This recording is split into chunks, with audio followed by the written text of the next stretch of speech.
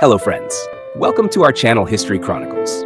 On July 17, 1791, the streets of Paris became the scene of a tragic and bloody confrontation known as the Champ de Mars Massacre.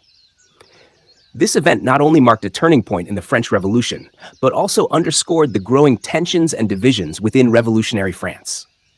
Imagine the political climate in Paris during this period. The recent failure of King Louis XVI's flight to Varennes has left the nation deeply polarized. Revolutionary leaders are increasingly divided over the direction of the revolution, and the pressure on the new government is mounting. Amidst this turmoil, a growing movement of radical revolutionaries is demanding more drastic changes, including the abolition of the monarchy and the establishment of a republic. The Champ de Mars Massacre occurs in the context of these mounting pressures. A large public demonstration is planned on the Champ de Mars, a vast open space in Paris, to express support for the more radical elements of the revolution. The demonstrators, many of whom are working-class Parisians, are rallying for the dissolution of the monarchy and the establishment of a republic. However, the demonstration is met with a heavy response from the authorities. The National Guard, under the command of Mayor Jean-Sylvain Bailly, is deployed to control the crowd. The situation quickly escalates as the crowd grows restless and confrontational. The demonstrators, driven by their demands for greater revolutionary changes, clash with the National Guard. Imagine the chaos of that day.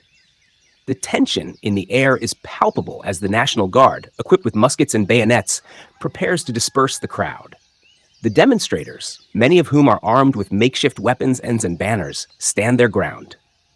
The clash between the two sides is inevitable, and the violence that ensues is both shocking and tragic.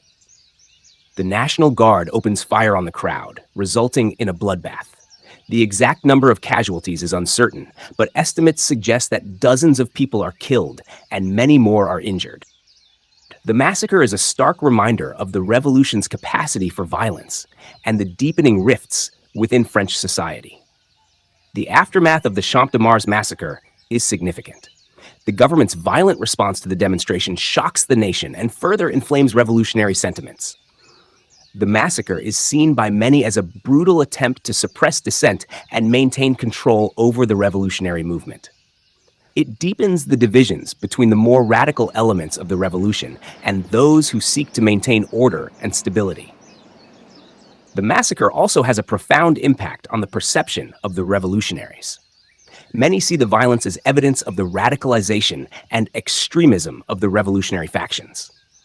The incident undermines the credibility of the National Assembly and the more moderate revolutionary leaders, who are now viewed as complicit in the repression of the popular will.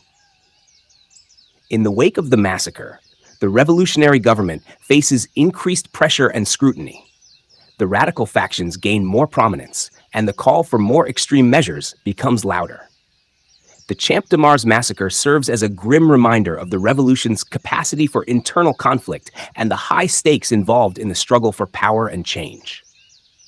In our next episode, we will explore France's war against its neighbors, a series of conflicts that not only tested the revolutionary government, but also played a crucial role in shaping the course of the revolution. Thank you for joining us in this episode of History Chronicles. Stay tuned as we continue to uncover the dramatic events and complex dynamics of the French Revolution. See you next time.